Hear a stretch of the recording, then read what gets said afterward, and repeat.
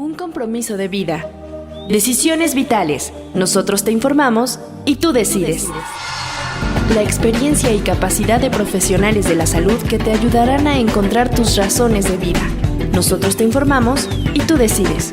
Decisiones vitales.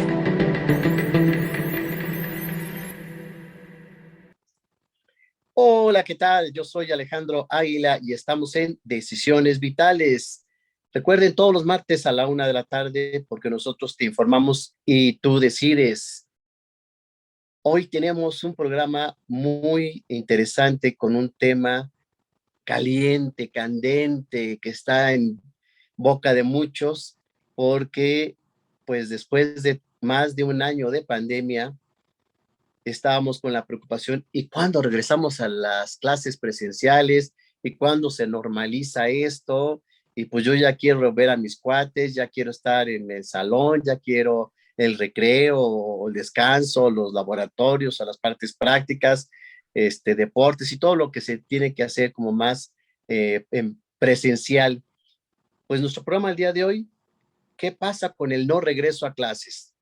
Porque resultó que pues debido a la cuestión de la pandemia, pues regresó esta indicación de que pues sí se podía ya reincorporar a clases a algunos alumnos, pues desde el kinder hasta la universidad, y pues por seguridad y protección se decidió que no. Vamos a tener una especialista, mucho ojo, porque es realmente alguien que nos va a dar mucha información, mucha ayuda. Enseguida la presentaremos. Y pues ya estamos acá, Mariali. ¿Cómo te va? Hola Alejandro, muy bien, gracias. Pues un gusto estar aquí nuevamente con ustedes y pues como dices, ¿no? Un tema algo importante y polémico porque pareciera que de repente se iba a regresar ya a clases presenciales y pues ahora parece que no, ¿no? Entonces sí me parece un tema pues también delicado, ¿no? Para muchos jóvenes y niños que no pueden socializar, ¿no? Que no han visto a sus compañeritos o amigos. Entonces sí creo que me parece un tema muy, muy importante. Yo he pensado de todo, Mariali, a ver si estoy en lo correcto, ¿no? Habrá algunos flojones que digan, ay, qué bueno, ¿no? Sí, Este, pues hay quienes, los que tienden a ser más aislados, ¿no? Yo me he encontrado algunos adolescentes aislados que dicen, no, mejor no regresar a clases aquí yo solito, ¿no? Pero pues la realidad es que aunque hay unos que sean flojones, como tú dices, Alejandro, pues quieren regresar a ver a sus amigos. Oye, tengo un paciente que me dice que él entraba a la escuela a las 8 de la mañana y cuando eran presenciales tenía que levantarse a las 5 de la mañana porque en lo que se bañaba, desayunaba y el traslado de su casa a su escuela, que era muy lejos, pues eran 2 horas, etcétera. Y pues ahora con el Zoom y con clases virtuales se paraba al 10 para las 8. Sí, ya estaba listo. Sí, Imagínate, eso ¿no? sí. Que Para muchos ha sido esa ventaja, ¿no? O el no tenerse que trasladar, el tráfico. Mm. sí, no, pues están tomando clases y están desayunando o están chateando, haciendo otras cosas, ¿no? También creo que fue cómodo para algunos, pero hoy Ujú. vamos a hablar un poco de esta parte, cómo puede complicar para algunos la situación del no regreso y qué hacer. Por ello, pues que nos sigan en qué redes, Mariale. Sí, claro, estamos en Twitter como @DeGesMedia, en Facebook como Deges Educativa, al igual que en Instagram, y en YouTube como Deges Radio. Acuérdense que todos los martes a la 1 de la tarde ahí nos encuentran para que le den clic a la campanita y se suscriban para que reciban las notificaciones de nuestros siguientes programas. Y también estamos en YouTube como Alejandro Águila y en todas las redes sociales como Suicidología. Claro que sí, les vamos a invitar a que nos pongan hashtag decisiones vitales.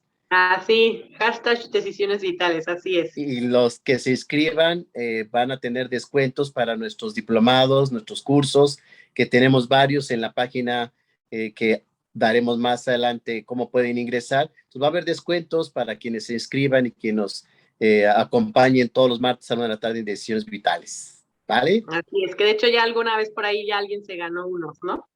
En Sí, unos ya cursos. hubo quien libros, descuentos y varias cosas. Entonces sabemos que aquí en Decisiones Vitales, pues tratamos de consentir a todos los seguidores.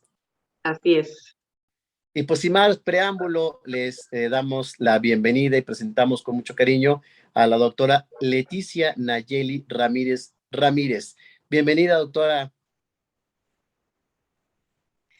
Hola, al doctor Alejandro. Hola, Mariale.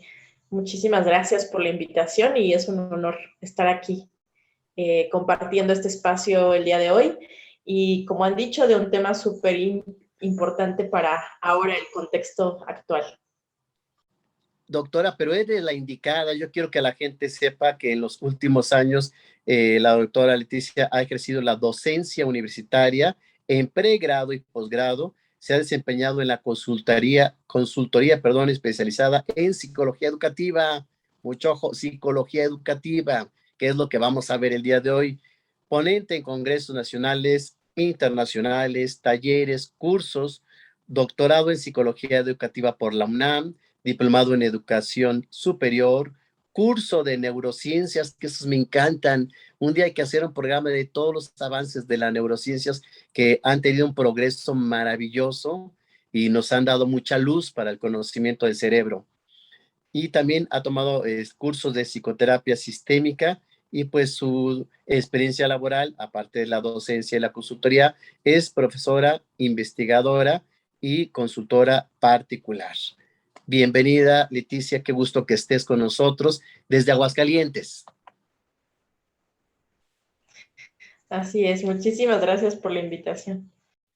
Y pues para abrir apetito en este tema tan interesante de el regreso o no regreso a clases, ¿cómo afectó el necesitar tomar clases virtuales en la pandemia? O sea, es algo que creo que a todos nos nos movió y nos hizo tener que aprender. Pero ¿qué pasó ahí, Leticia? Bueno, pues la verdad que la situación es bastante crítica, como ya comentó Mariel y como estaban comentando hace un momento, pues hay muchos efectos. Todavía no hay como investigaciones sistemáticas que hablen de este efecto porque pues para ello necesitamos tener dos grupos de comparación, ¿verdad? Antes de la pandemia y después de la pandemia, ¿no? Para poder hacer una investigación experimental. No obstante, tenemos algunos datos de el INEGI justamente que se acaban de publicar a principios de este año y básicamente nos dice que por motivos asociados a la COVID-19 o por falta de dinero o recursos, no se inscribieron 5.2 millones de personas, sí, que es un 9.6% del total de 3 a 29 años al ciclo escolar 2020-2021. Entonces, ya con este dato, con estos 5.2 millones de personas que faltaron en estas inscripciones en este año de pandemia, pues ya año y medio, vemos como un panorama de la deserción escolar bastante abrupto, una brecha digital muy amplia, ¿no? Que ya veníamos estudiando tiempo atrás. Cabe mencionar pues que mi línea de investigación es sobre innovación educativa, entonces ya desde hace años atrás sabíamos que las escuelas estaban enfrentando esta transición al mundo digital sin tener como todo el equipamiento y todo el background teórico de lo que implica dar una clase en línea, ¿no? Entonces, pues bueno, creo que estas cifras vienen, se las presento, ¿no? Como, como motivo de discusión el día de hoy para que pues veamos el efecto, ¿no? Que se está teniendo con la pandemia y ahora en el contexto post-COVID todavía. Porque, doctora Leticia Ramírez, hablábamos un poquito antes de entrar al aire con nuestro ingeniero de controles, Guillermo Gómez, que algunos alumnos pudieron no inscribirse por apoyar la economía familiar, es decir, tener que entrar al campo laboral, algunos otros porque definitivamente virtual no lo querían. Y también yo tengo pacientes que lo virtual no les convencía o no les servía porque sus clases o su carrera o lo que estaban estudiando era práctico. Así es, Alejandro. De hecho, justo otro dato que contextualiza esto, el mismo INEGI en este año nos dice que 26.6% de las personas que no se inscribieron consideraron que las clases a distancia fueron poco funcionales para el aprendizaje. 25.3% que alguno de sus padres o tutores se quedaron sin trabajo. 21.9% carece de computadora o otro dispositivo con conexión a internet. Entonces vemos que es como todo este cúmulo de factores, ¿no? Que no solamente es el aspecto económico, también es la funcionalidad de estas clases, ya sea por el tipo de contenidos o más bien las estrategias que se están usando también para la enseñanza. Y creo que debido a esto, no, corríjanme si estoy en un error, entonces por lo menos la SEP empezó a dar clases en la televisión, en televisión abierta, porque si no tenías Así internet, es, pues o el por lo menos en programa televisión. Aprende en Casa. Sí, así es, ¿no? Que por lo menos los que no tenían el internet o la computadora, pues pudieran ver estos programas de televisión. Y hasta donde yo sé sigue, ¿no? Ujú. Y en ese sentido, doctora Leticia Ramírez, hubo quienes se sintieron, yo decía al inicio, muy cómodos porque se levantaban más tarde, porque no tenían que salir de casa, porque había seguridad, porque pues es, insisto, cómodo, pero habrá otros que ya querían regresar a clases presenciales y los que yo he encontrado en consulta, no sé tú, Mariale, es el paciente que empezaba a tener ansiedad, depresión, y este encerramiento que mencionaban, que es ya quiero regresar a la escuela. Es decir, se dieron efectos, doctora Leticia Ramírez, emocionales, hubo efectos pues de depresión, de ansiedad. Sí, justamente por ahí ya tengo varias investigaciones sobre el tema y aunque es difícil rastrear, ¿no? Todos estos procesos que se han tenido a lo largo de la pandemia, porque pues ha sido como un contexto muy inestable, ya hay algunos inventarios que salieron a raíz de la pandemia para detectar esta ansiedad asociada al COVID-19 y efectivamente pues no es un dato como contundente, pero podemos tener como hay indicadores de que un porcentaje de la población de estudiantes manifestó tener esta ansiedad o esta depresión al momento de estar estudiando a manera a distancia, ¿no? En estrategias que tuvieron las escuelas, de manera ya particular cada una, pues todo lo que se hizo. Y justo como comentas, irónicamente, igual en este mismo reporte del INEGI, nos decía a principio de año que más de la mitad de la población de entre 3 a 29 años tiene mucha disponibilidad para asistir a las clases presenciales una vez que el gobierno lo permita. Entonces, por una parte está esta emoción, ¿no? Este deseo, este anhelo de regresar a la presencialidad, pero por otra, pues vemos todavía un contexto inestable, políticas no del todo muy claras, ¿no? Y también poca claridad en lo que es un modelo híbrido de enseñanza o cómo se puede implementar una enseñanza limitada, con aforo limitado en clases presenciales y con otra parte a distancia. Entonces, creo que por ahí se conjugan diferentes elementos que están obstaculizando, ¿verdad? Que se pueda llevar a cabo esta implementación de la presencialidad nuevamente. Dices 13 a 29 años, es un rango muy grande, pero quiero pensar que los menores de edad, los padres deciden también por ellos, y cuando regresaron a clases en algunos lugares, se publicó, se manifestó que había contagios. Entonces, por supuesto, muchos padres dijeron, no, si mi hijo va a estar arriesgado en la escuela, mejor que ya no regrese, siga tomando las clases virtuales. Esto me supongo que provocó mucha frustración, que siempre sí, que siempre no, y cambios en donde ya se tenía la expectativa, la esperanza, el deseo de regreso mal y pues salen como que siempre. Esta frustración, pues como somos psicólogos sabemos que genera agresión. ¿Qué hay con ello, doctora? Claro, sin duda, yo creo que los padres de familia también están dentro de esta triada escuela, comunidad, familia, Y pues bueno, muchas de las situaciones que se han generado al interior del hogar, pues también es este reporte de ansiedad, de depresión, de frustración, de emociones negativas, ¿no? Dentro del hogar. Y la falta también y esta necesidad real de los padres de saber cómo entrenar emociones en sus hijos e hijas y cómo también dentro de las escuelas poner el foco en las emociones. Creo que cada vez más estamos escuchando ya programas educativos y profesores que ya están incluyendo esto en sus clases, este monitoreo de las emociones, también dar espacio para la expresión, ¿no? Dentro de las clases, y creo que ambos espacios, tanto la familia como la escuela, deben de tener una guía importante para saber cómo ayudar a sus hijos a afrontar estas emociones. Muy cierto, porque pues obviamente decimos, pues, consulta a su psicólogo de confianza, pero sí hay necesidad de que se trabaje primero la cuestión emocional de lo que ha provocado todo este cambio de, pues ahora es virtual, luego puedes regresar, luego siempre no puedes regresar, y entonces se va a dar una condición híbrida, etcétera. Muchos cambios y modificaciones en el aprendizaje, ¿no?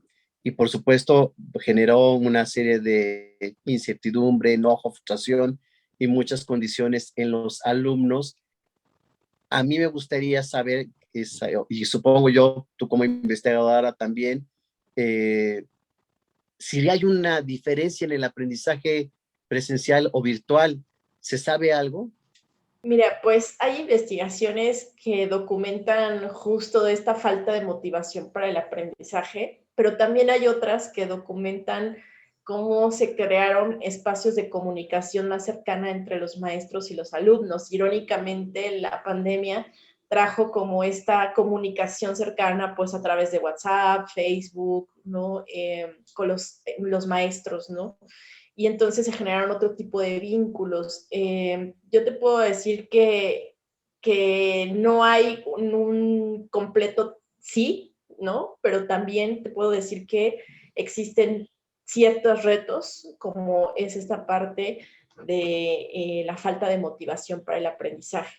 Entonces, creo que más bien ha cambiado nuestro esquema de cómo entender el aprendizaje ahora desde los espacios virtuales o desde este contexto de incertidumbre, porque como psicólogos sabemos que cuando hay un contexto inestable, de tensión, pues de no saber predecir qué va a pasar, pues nuestro cerebro también no aprende de la misma manera, ¿no? Entonces, me parece que aquí está cambiando el concepto de lo que es aprender.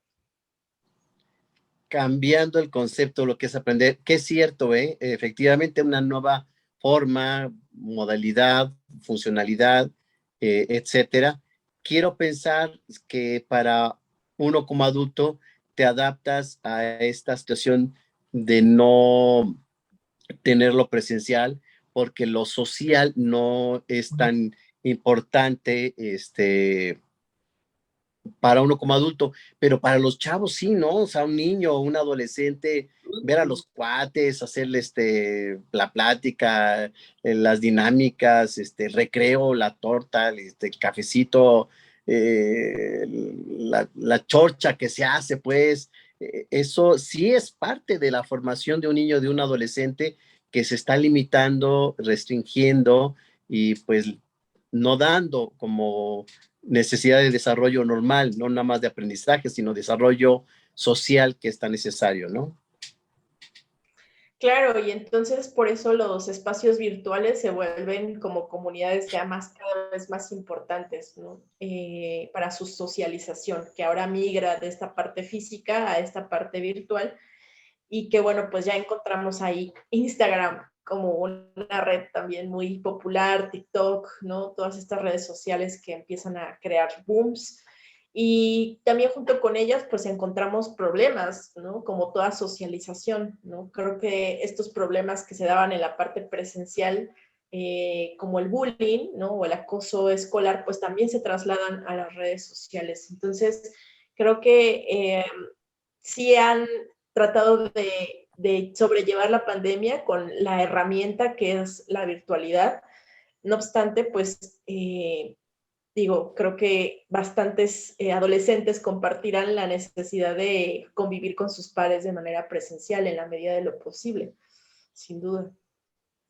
No, imagínate, Leticia, Mariale, pues los que tienen novio o novia, pues Pues sí. pues no lo mismo que los besitos virtuales, ¿no? Los corazoncitos al apapacho y al becho, Sí, ¿no? y hay muchos que los papás no los dejan salir, ¿no? Entonces, pues, ni cómo. Sí, ahí hay toda una limitante, insisto yo, en el desarrollo social, ¿no?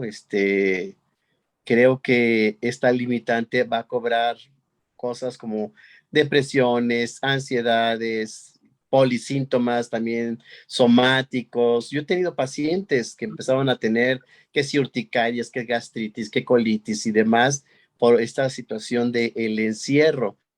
Y de mis pacientes, más del 70% ya querían regresar cuanto antes en forma presencial, llegar a su vida normal y todo, sabiendo que se tiene que levantar más temprano, bañarse, medio desayunar, lo que sea, no importa con tal de esa necesidad de convivencia social.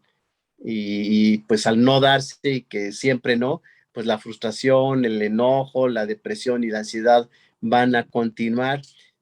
¿Será que en algunos casos no se tomarán en cuenta las clases virtuales o ya se dijo, sean virtuales, sí se van a tomar en cuenta? ¿Qué se tiene al respecto? Pues mira, según la institución y según el Estado también, yo creo que aquí varios han optado por las estrategias del modelo híbrido, de combinar ciertas clases presenciales como los laboratorios, las prácticas, y en otros casos, pues ya completamente igual. Entonces, también creo que aquí un tema importante es la brecha en el acceso a las tecnologías de la información y comunicación. No todas las escuelas están equipadas para hacer este seguimiento a nivel institución, a nivel infraestructura, ¿no? Que puedan ir y tomar las clases conectados todos, ¿no? Creo que también requiere una preparación a nivel de ingeniería en sistemas, ¿no? Y otra preparación más en la parte de la enseñanza. Creo que este tema es algo que quiero resaltar acá, porque no todos los maestros siguen sin poder tener esta integración de una estrategia y una metodología para la enseñanza a distancia. Creo que no solamente se cubre con las capacitaciones, sino también con toda una visión de cómo integrar, cómo dar un sentido de comunidad al estudiante dentro de esta virtualidad, cómo preocuparte por sus emociones, ¿no? Dentro de esta virtualidad, o cómo combinar ambos sistemas, que es todavía un poquito más complejo en el sentido de que van a requerir que el profesional, el profesor que está a cargo de grupo, pues pueda integrar, ¿no? Tanto a un grupo que tiene enfrente de manera presencial como otros que están conectados en línea.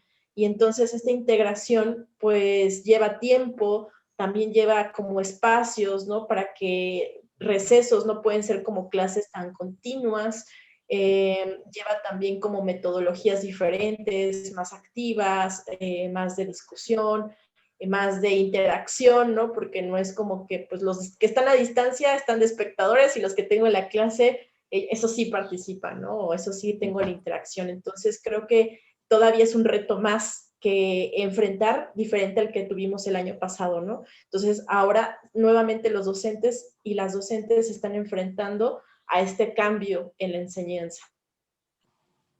Sí, por supuesto. Bueno, la situación del docente, ya lo hablamos inclusive en otros programas, pues la necesidad de adaptarse, de conocer el funcionamiento de Zoom o lo virtual, etcétera. No es lo mismo tener el control físico que ahora virtual, ¿no? De que, oye, no te duermas, ¿no? Y O el que alumno apagan está en su su... cámara, Exactamente, y ¿no? Que dejan ahí. hasta truquitos de que, maestro, es que se trabó el... No, es para que el maestro crea que se trabó el internet o ponen una foto, no sé, encontraron trucos porque son bien ingeniosos. Esta parte de la formación y de la evaluación sumativa, pues son dos aspectos que deben de ser cuidados, ¿no? En toda la enseñanza. Entonces, me parece también que hubo algunas estrategias como de asesoría presencial a quien lo requiriera, ¿no? Entonces, por ahí pues se han buscado algunos remedios para poder como aminorar estas cifras que les presenté al comienzo del programa, pero creo que no va a dar para tanto, ¿no? Creo que las cifras son bastante alarmantes como para poder aminorarlas con asesorías o con este pase global de calificaciones, ¿no? Entonces, por ahí se requiere pues una investigación realmente de fondo, ¿no? Para comprender cuáles son los factores que están ahí mediando en este aprendizaje, por qué se retiraron, qué pasó con ese 5.7 millones de personas que se retiraron de la educación, ¿no? ¿A dónde se fueron? ¿Qué están haciendo? ¿No? Y pues poder como generar programas ya vinculados con estas investigaciones. Digo, ahí sí yo desconozco mucho de la parte administrativa y política y demás, pero honestamente no se me hacía nada complejo que aunque fuera un semestre o un año o lo que llevamos de pandemia, pues sí se hicieran exámenes o que entregaran trabajos o, vamos, una forma de evaluar el rendimiento.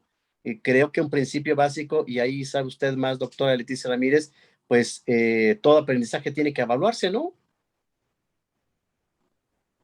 Así es, como comentaba, pues hay una evaluación formativa y hay una sumativa, no obstante, pues ninguna de las dos se tiene, ¿no? Entonces creo que esta desconexión con las familias y con los alumnos, que es algo que sí nos han reportado en las investigaciones, esta percepción de no hay una conexión, no hay una comunicación con la escuela, me parece que es un asunto grave por atender, ¿no? Primero, pues repito, o sea, que tiendan estos puentes y ya después dar todo el seguimiento, ¿no? Como dices, del proceso de aprendizaje de cada alumno, porque en cada caso pues es diferente.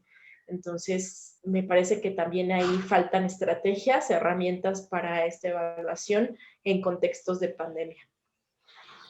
Sí, por supuesto. Obviamente, la intención es que el alumno pueda progresar o que pueda avanzar o que vamos, que no se atore. Lo quiero pensar como algo estratégicamente pensado para el progreso o el avance del alumnado, ¿no? Tengo pacientes que me dicen, es que yo sentí que no aprendí mucho, entonces al tercer o cuarto mes mejor me salí y me reinscribo en el siguiente semestre, ¿no? Sí, con una necesidad realmente el alumno de tener ese aprendizaje y sentir que sí lo obtuvieron, pero creo que depende mucho también de cómo lo vive y cómo lo percibe el alumno, ¿no?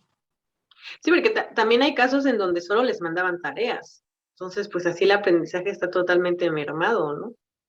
Sí, sí, insisto, hay una situación ahí como de, pues ahí está la tarea y quien la haga bien, quien no, no, ¿no? O no sé cómo le hicieron, inclusive con las asistencias, ¿no? Este, pues yo sabía que necesitaban el 80% de asistencia y si no, pues cómo van a saber que efectivamente hubo este aprendizaje, ¿no? Sí, y esto que comenta Mariel de la saturación de actividades, tareas, creo que algo que hemos logrado también capturar de nuestras investigaciones es que se percibe con mucha fatiga, ¿no? Los estudiantes están fatigados, están abrumados, ¿no? Dejó de ser algo motivante también en parte por la cantidad del trabajo y que, pues bueno, pues esta presión de lograr sacar estas tareas, que al final, pues bueno, no sé cómo se generaron estas estrategias de evaluación en cada institución, pero pues no se le dio este seguimiento, como dices Alejandro, ¿no? De ver qué está pasando con este estudiante que no está aprendiendo, que necesita esta enseñanza personalizada, ¿no? Que es muy necesaria en estos contextos. Por supuesto que sí, y creo que cuando hay una meta en común, el maestro quiere enseñar, el alumno quiere aprender, ¿cómo concordamos estas dos partes para que realmente lleguemos a la meta? Entonces, por supuesto, como bien lo dices, ahí habría que hacer algunos cambios o una estrategia didáctica, evaluativa, algo, ¿no? Que consolide o conforme bien lo que se busca como objetivos o como metas, ¿no? Y entonces, ¿qué hacer con los alumnos que sintieron que no aprendieron durante la pandemia? Bueno, pues yo creo que ahí tenemos mucho trabajo los psicólogos educativos y los psicopedagogos, ¿no? Se queda mucho trabajo por hacer.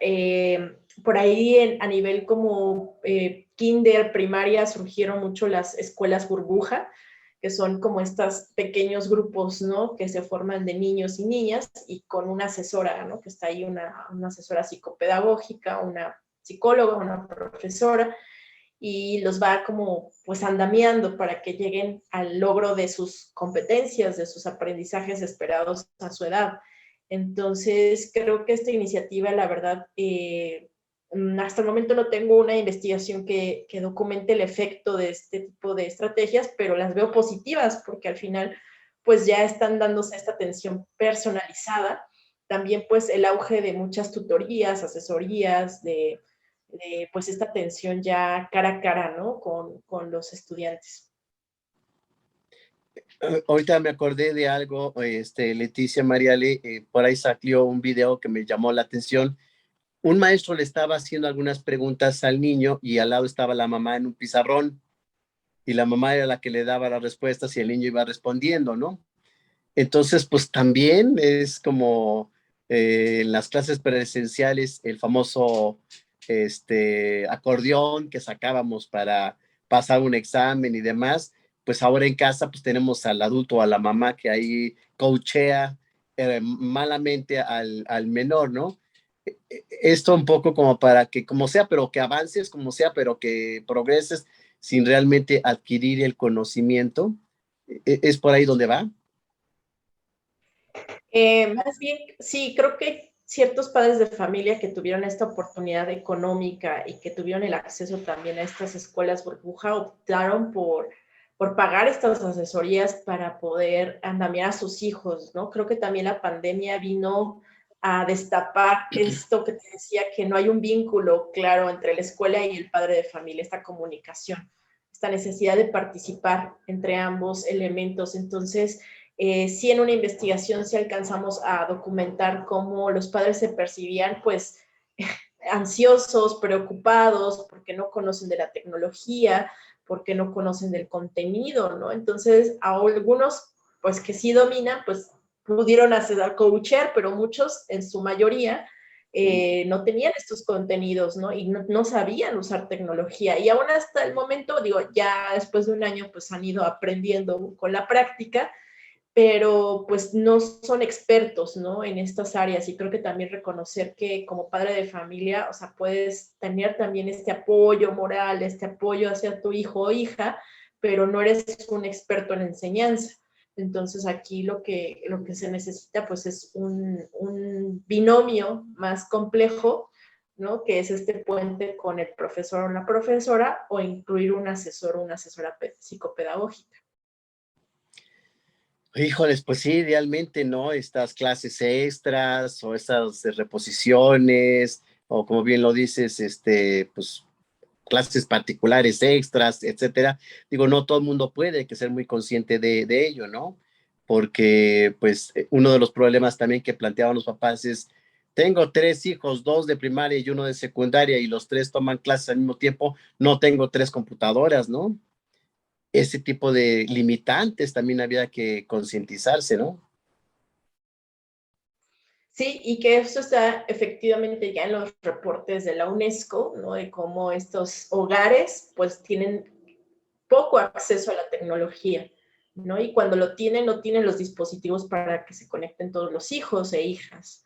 Entonces, creo que es un elemento que seguimos contemplando, que creo que, o sea, el año pasado se hizo magia, ¿no? O sea, todos los padres, los maestros hicieron malabares para poder como sortear, ¿no? Estas dificultades. Y ahora llegamos a otro punto de transición que es cómo unir esta presencialidad y esta virtualidad, ¿no? Y como el título de nuestro programa, no regreso, pero sí regreso. O sea, en algunos espacios, o sea, sí está decretado el regreso, ¿no? Pero no hay los elementos, todavía no hay las políticas, no hay la infraestructura, entonces es otra transición a la que estamos pasando. Y pues de nuevo, pues esta parte de la emoción, yo creo, ¿no? Humana, como psicoterapeutas lo conocemos, ¿no? O sea, ante un cambio, pues luego nuestras emociones, nuestro cerebro, nuestra psique empieza, ¿no? Como en este proceso de adaptación y con todo lo que conlleva. Pues sí, muy cierto, porque en esta dificultad para hacer las clases virtuales, hablaba yo de quien tenía 2 o más hijos y también muchas veces papá o mamá trabajaban virtualmente, ¿no? El famoso home office. Entonces, pues a veces el internet no daba para tanto o no había tantas computadoras.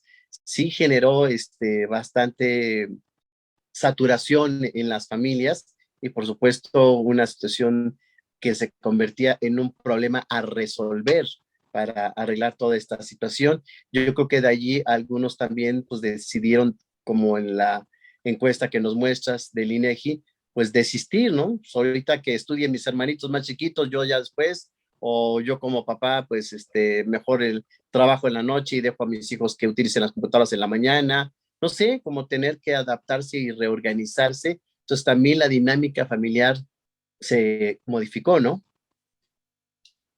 Efectivamente, todavía no tenemos investigaciones que den cuenta como de tanta profundidad de análisis, pero creo que eso es algo en el tintero, ¿no? Por indagar, ¿no? De cómo estas familias se fueron conformando, cómo le hicieron para sortear todo esto, qué estrategias implementaron y ahora, pues, cómo le van a hacer, ¿no? Con la nueva transición. Y cómo hacerle también, que era una de las preguntas que quería hacerte, doctora Leticia Ramírez, ¿es diferente o se ha detectado una condición diferente para el niño que para el adolescente en el sentido del regreso a clases? ¿Era más el niño por la cuestión de jugar, de estar con los cuates, los amiguitos, etcétera? ¿El adolescente está más acostumbrado a lo virtual? ¿Sí había una diferencia? Pues mira, yo, o sea, hasta lo que he leído y he investigado, no hay como tal una diferencia. Digo, a nivel como cerebro, pues sí, esta necesidad de socialización es súper importante, pues en estas edades preescolares, ¿no? Y hasta donde sé, pues ya muchos kinder, al menos dentro del sistema privado, pues sí estuvieron activos aún durante la pandemia, ¿no? Entonces creo que los niños hasta ese punto tuvieron todavía un poquito más de chance, ¿no? Lo que yo sí creo, y esto quizá me lo confirmes tú con los datos a través de las terapias y de la atención en suicidología, pues los adolescentes creo que están manifestando todavía más necesidad, ¿no? Porque a ellos sí se les limitó, o sea, este acceso de las escuelas, pues no estuvo, ¿no? Durante toda la pandemia y ahora pues con esta incertidumbre de si regreso o no regreso, pues también se está generando ansiedad. Incluso, pues hay quienes realmente piensan que no es lo más apropiado, ¿no? Y empezamos con estos pensamientos de, pues me voy a morir, voy a poner en riesgo a mi familia, ¿qué va a pasar, no? Ahora este miedo, ¿no? Que decíamos, un fenómeno psicológico también que ya se documentó desde el año pasado, ahora como este encabañamiento, ¿no? No quiero salir, porque temo a lo exterior. Entonces, varios adolescentes también están en esos procesos y como decíamos, ¿no? El tema de la depresión, que es algo, pues, urgente en muchos estados de nuestro país, ¿no? Y creo que, pues, ahí hay un arduo trabajo. Pues sí, ¿tú cómo lo ves, Mariale? ¿Sería más afectación a niños, adolescentes? Yo pensaba que el adolescente de alguna forma está más conectado o acostumbrado a lo virtual, pero ¿tú qué piensas? Sí, sí, yo creo que de algún modo el adolescente, pues sí, al final está conectando con sus amigos por medio de lo virtual, como dices, ¿no? Que si las redes sociales, que si se hablan, que si el chat, que si las videollamadas, y pues en los niños no nos está dando tanto el caso. Y ahora, que hay algunos niños que tienen vecinitos, ¿no? Los vecinos que están por ahí, entonces, pues a veces salen a jugar o que si se van al parque que está ahí cerca, ¿no? Esa podría ser una posibilidad, pero sí yo creo que realmente los niños la están viviendo más solos. Ujú. Y más los que no Uy, tienen hermanos. exacto, como que el niño no, no tiene tanta vida virtual, pues. Ujú, ujú. Sí, pues más bien se refugian en sus fantasías, ¿no? Exactamente, ¿no?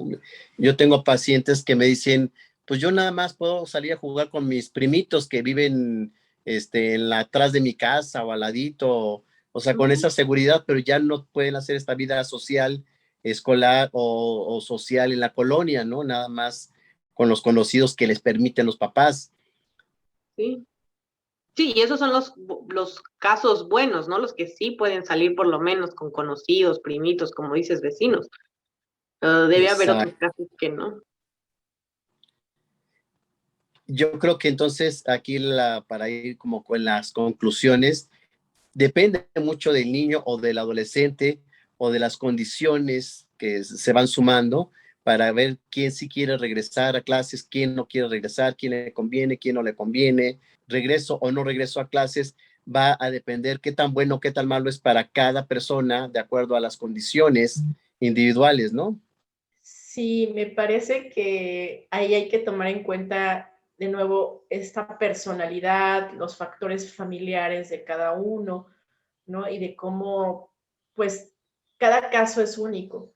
Creo que también dentro de estas políticas educativas se debe incluir a las familias, hacer algunas investigaciones sobre qué opinan, qué necesitan, ¿no? Estas necesidades sociales y educativas de las familias va a ser muy importante para poder hacer una buena planeación, un buen diseño al regreso a clases. Y ya en cuestión de las aulas, pues también preparar a las aulas. Creo que esto es un reto en muchas instituciones, no solo públicas, también privadas, ¿no? Y preparar a los maestros. Repito, insisto en este punto porque muchas veces se deja como que es un elemento que, bueno, pues ahí veremos, ¿no? Cómo se va adaptando, ahí debe de salir el trabajo, pero sí debe haber una capacitación, un entrenamiento en los docentes como este puente de comunicación con los alumnos para que estén monitoreando sus emociones, para que integren la inteligencia emocional en sus planeaciones y también para que puedan canalizar casos, ¿no? Porque hay que reconocer que ellos pues están viéndolos a través de la pantalla o ahora a través de la presencialidad, ¿no? O a través de comunicación como un poco más cercana con ellos y entonces pues se vuelve como también un puente importante. Excelente. Pues efectivamente va a depender mucho de una adaptación, por supuesto, de el alumno, como bien lo dice Leticia, del maestro y que dependiendo de esto, ¿qué tanto, pregunto, doctora Leticia Ramírez, habría necesidad de innovar en lo virtual? Porque lo que yo he escuchado de algunos amigos y demás es que puede ser cansado, tedioso, ya aburrido, hay que hacer algo innovador, pues. Sí, sin duda, Alejandro, es muy necesario. Yo creo que primero, pues que el docente conozca toda la gama, ¿no? De metodologías activas que existen y que también él pueda como tener una capacitación íntegra, ¿no? De cómo usarlo sin descuidar el foco, que es el aprendizaje, ¿no? Entonces, sí hay muchos reportes de que los estudiantes realmente pues les aburrían las clases online, ¿no? Entonces habría que ver qué de lo que se vivió el año pasado pues no funcionó para este aprendizaje y cómo pueden surgir nuevas metodologías que los involucren. De nuevo, repito, yo creo que el core, el corazón de todo esto es la participación, este sentido de unión, de comunidad con las clases, ¿no? Que creo que pues todavía no se construye al 100% porque pues además de que se tuvieron que sortear muchos otros retos, ¿no? Como la parte también personal de los propios profesores o alumnos, ¿no? El contexto COVID, las enfermedades, los duelos, todo este contexto, pues creo que o sea, apenas se está ensayando, ¿no? Y apenas están surgiendo como nuevas ideas ya a partir de lo que se vivió el año pasado. Exactamente, nos va a dejar mucho, mucho aprendizaje, mucho que investigar y sobre todo renovar, cambiar, innovar y adaptarse a las necesidades que tengamos, ¿no? Digo, yo toco madera, no tengo aquí madera, pero pues que no llegue otra pandemia porque entre las cepas nuevas y las condiciones que se están dando, el ambiente, ¿verdad, Marial? Está medio incierto, pues, ¿no? Sí, así es, ¿no? Que eso es, creo que lo que ha pasado, o sea, como que la gente vive con mucha incertidumbre de si regresaremos, no regresaremos, seguiremos casi, casi todo el año así otra vez o qué, ¿no? O las nuevas cepas del coronavirus que Sí. también traen ahí de duda, de inquietud, incertidumbre en la población. Sí, así es. ¿Y qué tenemos de recomendación para la gente, Mariale, para que pues amplíen un poco más sus conocimientos en este tema tan complejo, tan variado? Sí, Alejandro, pues realmente es complicado, no hay películas al respecto, pero encontré un documental que se llama El Otro País, y es un documental de Argentina, y justamente habla de cómo se han llevado a cabo estas clases online, y pues bueno, no es nada diferente a nuestro país, realmente, no hablan también de los programas de televisión, o sea, todas estas cosas, entonces me parece muy interesante, se llama El Otro País. Este es un documental y encontré algunos artículos. Uno se llama Enseñanza, Aprendizaje Virtual, Principios para un nuevo paradigma de instrucción y aprendizaje. Y el otro es Impacto del aula virtual en el proceso de aprendizaje en bachillerato. Entonces, bueno, pues por ahí se los comparto, para que los tengan y pues me parecen unas buenas opciones para ver sobre este tema. ¿No vieron ustedes el documental La Educación Prohibida? Sí, No lo conozco. sí, Ay, es está buenísimo. fuerte, ¿a poco no? Yo siempre lo pongo en mis clases. Ah, sí, Es muy bueno. está confrontante. Rápidamente, Mariale, te compartimos. Habla un poco de cómo pues nos enseñan lo que quieren, no lo que debemos o no lo que realmente sirve, ¿no? Y que toda la educación tiene un formato y que luego de ahí no cambia, no se modifica, no se innova. Entonces, es una crítica muy fuerte a la educación. Si puedes verlo, vale mucho la pena. A mí me impactó porque realmente te hacen consciente, pues, haz de cuenta como en tu casa, ¿no? Tus papás te enseñaron lo que ellos saben, lo que ellos creen, lo que ellos quieren. Entonces, afortunadamente tú sales y ves otras cosas. Pareciera ser que en la escuela es lo mismo, ¿no? Ahí te enseñan lo que el programa o el sistema o la forma te dice, pero pues no es la única forma de aprender. Aprendemos en otras formas, en otras funciones, ¿verdad, Leticia? Así es, yo creo que este tipo de documentales, que de hecho lo han tumbado muchas veces de YouTube, es muy positivo porque además de que se entrevistan expertos, ¿no? A investigadores y todo lo que se pone de entrevistas, creo que retrata muy bien este cambio de paradigma que ya vivíamos antes del COVID y creo que ahora estamos viviendo un cambio de paradigma en la educación. Digo, todavía no lo sabemos, porque se está apenas gestando, pero como se transmite en este documental, la educación ya necesitaba como esta innovación, esta creatividad, este conectar con el corazón, ¿no? Que es mucho de los ejemplos que salen ahí, y de esta libertad al estudiante, pues en su expresión, en conectarse con los contenidos, pues a sus formas, ¿no?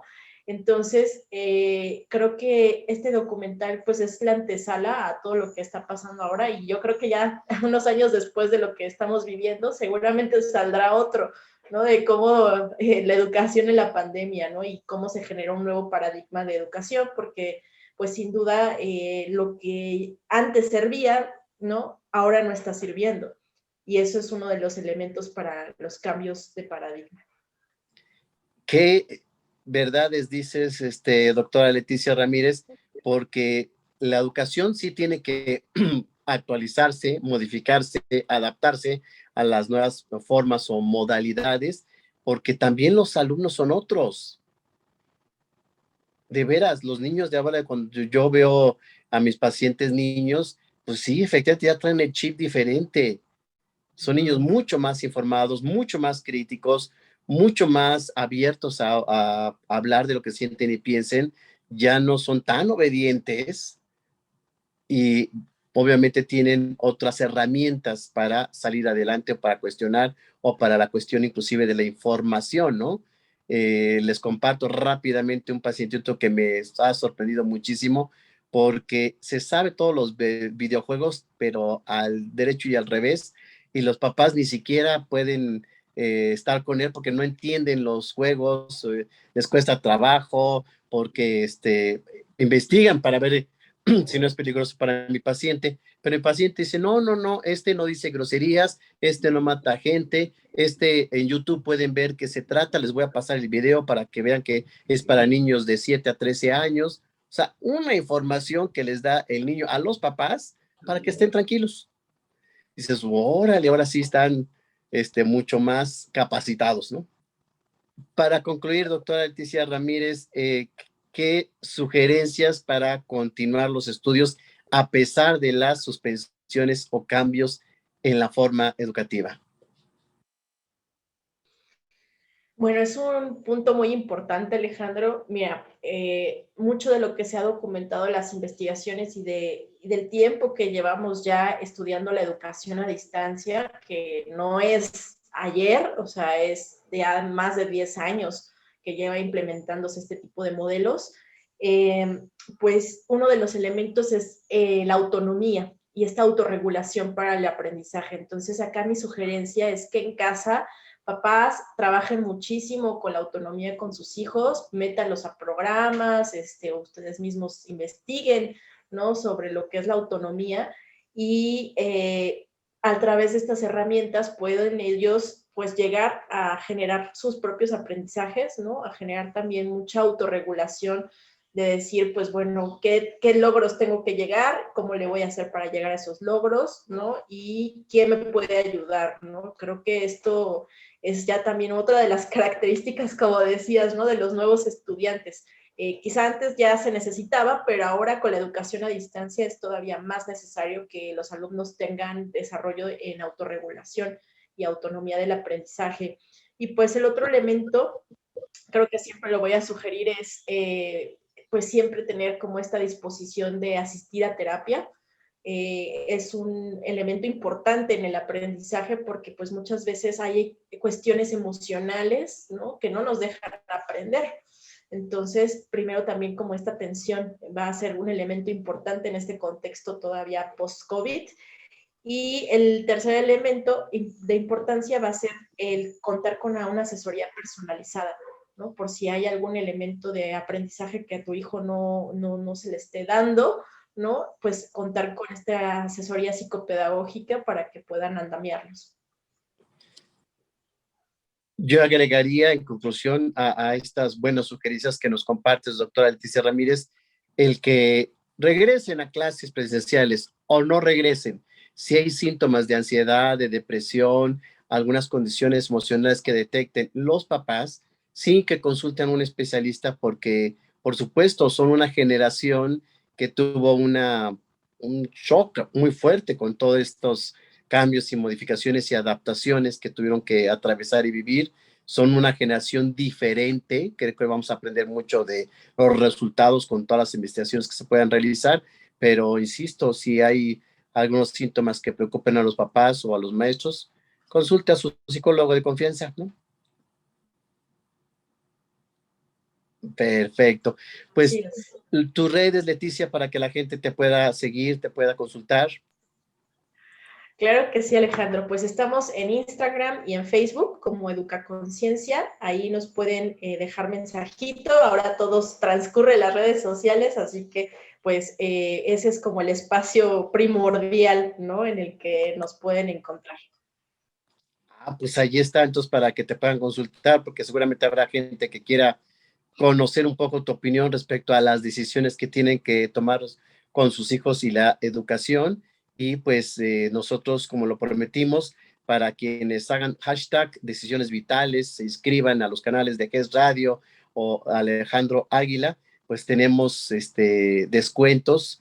Sabemos que mucho de lo que quieren aprender lo podemos tener en la oferta académica que da el INISA con diplomados, cursos, escuela para padres, logoterapia, tanatología, suicidología, intervención en crisis, etcétera.